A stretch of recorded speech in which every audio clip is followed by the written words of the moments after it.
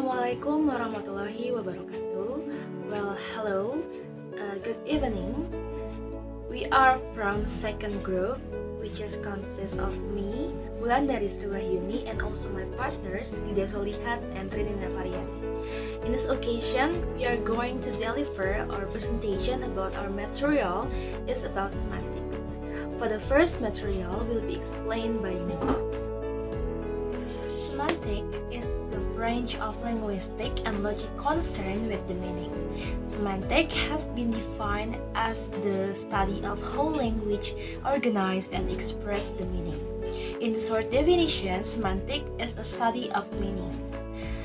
Semantic looks not only at grammar and meaning, but at language use and language acquisition as a whole. So, semantic is an attempt to explicate the knowledge of any speaker of a language which allow the speaker to communicate facts, intention, feelings, and product of the imagination to other speaker and to understand what they communicate to him or her. Jadi, fungsi dari semantik adalah agar supaya kita bisa memahami arti atau makna dari sebuah bahasa yang diucapkan oleh para speaker saat berpidato atau mungkin pada saat orasi. So the point of the semantic itself is semantic is a study of real meaning based on dictionary. Semantic is the study of the meaning of word, phrases, and sentence, baik secara tertulis maupun secara terucap lisan. A semantic pattern is an element of meaning. Some semantic pattern as indicated by cues or isyarat, from syntactic yaitu element of spelling and grammatical yaitu elements of organization itself. An element. So, fitur semantik adalah unit teoritis makna yang digunakan untuk mewakili makna kata itu sendiri. Fitur-fitur ini memainkan peran penting dalam menentukan jenis hubungan leksikal yang ada antara kata-kata dalam suatu bahasa. Contohnya, for the example, is young, male, and human are semantic feature of the word boy. Jadi, definisi atau kata lain dari boy itu adalah young, male, and human. Itu adalah mendeskripsikan kata dari boy itu sendiri. And then for semantic feature itself, it have several components such as animate, human, female, or gender, for example. And then for the next material is about semantic role. We can identify a small number of semantic role for the noun phrases. For the first semantic role is agent and theme. Agent and themes are the most common semantic roles. Although agents are typically human, for the example the boy, they can also be non-human that cause an action. Also, meanwhile the theme is typically non-human but can be human, for the example the boy, as in the dog case the boy. In fact, the same physical entity can appear in two different semantic roles in the sentence. Okay, Bismillahirrahmanirrahim. Hello guys, hello everyone. My name is Trini. Okay, I will continue the next material. Okay, guys. So, instrument act and experiencer. If an agent use another entity in order to perform in action that other entity fills the role of instrument. When a noun phrase is used to designate an entity as the person who has a feeling, perception, or state, it fills the semantic role of experiencer.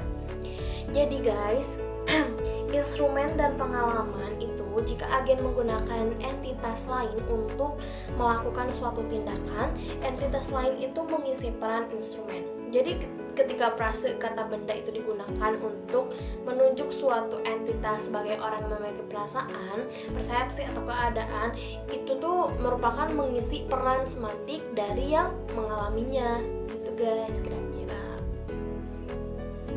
Oke guys. Next, there are two location, source, and goal. A number of other semantic rules designate where an entity is in the description of an event.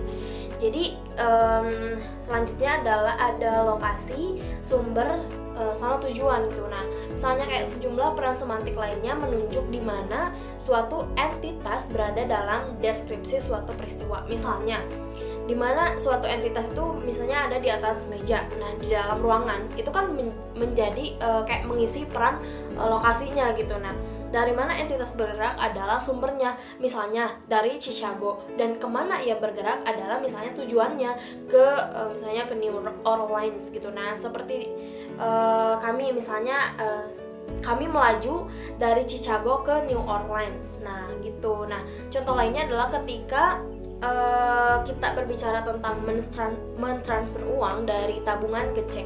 Nah, berarti sumbernya itu adalah tabungan dan tujuannya adalah cek atau kayak memeriksa gitu. Nah, seperti itulah kira-kira teman-teman. Oke, everyone, di dalam semantik juga terdapat yang namanya tuh artikel. So, what is article? This study aims at analyzing the translation of English passive sentence into Indonesian language in terms of the meanings and equivalents which appear in the translation. The method used to analyze the data is a descriptive quantitative. Jadi kayak penelitian ini tuh bertujuan untuk menganalisis terjemahan kalimat pasif dalam bahasa Inggris gitu ya ke dalam bahasa Indonesia. Nah, ditinjau dari makna dan padanan yang muncul dalam terjemahan tersebut gitu, teman-teman. Nah, metode yang digunakan di sini tuh biasanya adalah deskriptif kuantitatif. Nah, jadi kesimpulannya kalimat pasif bahasa Inggris sebagian besar diterjemahkan secara kontekstual, sehingga jenis padanan yang paling banyak muncul adalah padanan dinamis. Nah, oleh karena itu diperlukan kemampuan yang inventif, kreativitas, dan pengalaman untuk memahami makna yang tepat dari teks sumber lainnya. Oke guys, next di semantik juga itu terdapat lexical relations.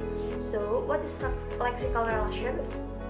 We are characterizing the meaning of each word, not in terms of its component features, but in terms of its relationship to other words. Kami mengkarakterisasi arti itu setiap kata. Nah, bukan dalam hal fitur komponennya, tetapi dalam hubungannya dengan kata lainnya seperti itu. Nah, pendekatan ini tuh digunakan dalam deskripsi semantik bahasa dan diperlakukan sebagai analisis hubungan yang leksikal. So, the lexical relations we have just exemplified are synonymy. Example, conceal or hide. Antonymy, shallow or deep. And hyponymy, daffodil or flower. Okay everyone, number 1 is synonymy. What is synonymy? Synonymy, two or more words with very closely related meanings are called synonyms. They can often not always be substituted for each other in sentences. Jadi kayak kesinoniman itu dua kata atau lebih dengan arti yang sangat erat, misalnya hubungannya tuh kayak disebutnya tuh sinonim gitu. Kita kan biasanya nyebutnya sinonim gitu ya. Nah, kayak mereka tuh sering dapat meskipun tidak selalu diganti satu sama lain dalam kalimat. Okay. Other common example of synonyms are the pairs almost or nearly, big or large, broad or wide, buy or purchase, cape and taxi, etc. Okay guys, the next is antonymy. So, antonymy, two forms with opposite meanings or called antonyms. Jadi antonymi itu adalah dua bentuk yang berlawanan makna yang disebut biasanya adalah antonim. Nah, some common example are the pairs alive and did, big and small, fast and slow, etc. Nah, antonyms are usually divided into two main types. The first is gradable opposites long scale and non-gradable direct opposites. Jadi antonim itu biasanya dibagi menjadi dua jenis utamanya. Nah, yang pertama itu adalah gradable, berlawanan dengan skala. Dan kalau yang satu lagi adalah non-gradable, yaitu adalah berlawanan secara langsung gitu. Nah, gradable antonyms, the negative of one member of a gradable pair, doesn't necessarily imply the other big or small, old or new. Nah, next, non-gradable antonyms, also called complementary pairs. Comparative constructions aren't normally used. Male or female, married or single, and true or false, etc. Okay, thank you. Okay, I'm Dida Solihat. We'll continue the discussion of the next material about hyphonymy. Okay, so hyphonymy is defining a more specific word for a wider term, or when the meaning of one form is included in the meaning of another, then the relationship is called hyphonymy. For example, television, radio, and telephone are hyphonym for electronic devices. Another example is rose, jasmine, and orchid are hyphonyms of flowers, like that. Okay, next material about prototypes. The idea of a characteristic example of a category is known as a prototype. The concept of the prototype helps explain the meaning of certain words. For example, birds have wings, have feathers, can play. Those are prototypes of bird. Another example of a giraffe have a long neck, long and thin leg, has a special horn called the ossicon. Those are prototypes of giraffes. Next, homophones and homonyms. Homophones are words that make the same sound but have different spelling and meanings. The example, two, and two. It is an example of homophones. Okay, next, homonyms. Homonyms are words that have the same spelling and sound the same but have different meanings. For example, the word bright. Bright here can indicate something which means very smart or intelligent, or another meanings, bright, which means full of light. Next material is polysemy. Polysemy refers to a word with more than one meaning. When a symbol, word, or phrase has many different meanings, it is called polysemy. For example, the verb get can mean pursue, become, or understand. Nah, it is an example of polysemy. Okay, next, wordplay. These last three lexical relations are the basis of a lot of wordplay, usually for humorous effect.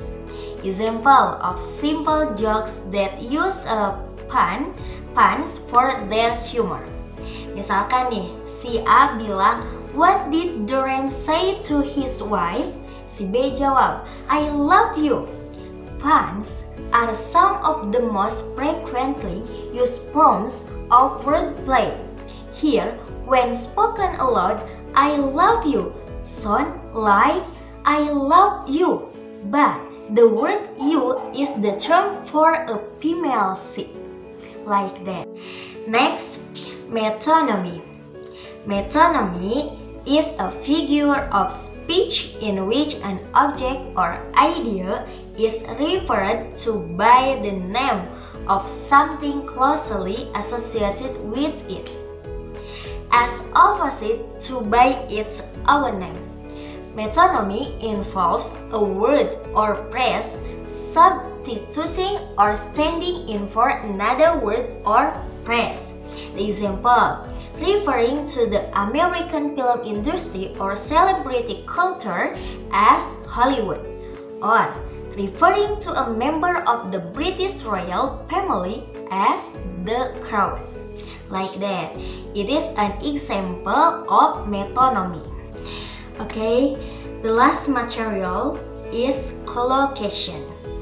Collocation is two or more words that often go together. The example, the fast train, fast food, a quick shower, a quick meal. So, the collocation makes it easier for our brains to remember and use language in chunks or blocks rather than as single words. Okay, maybe that's all from us. Thanks for watching this video. Wassalamualaikum warahmatullahi wabarakatuh.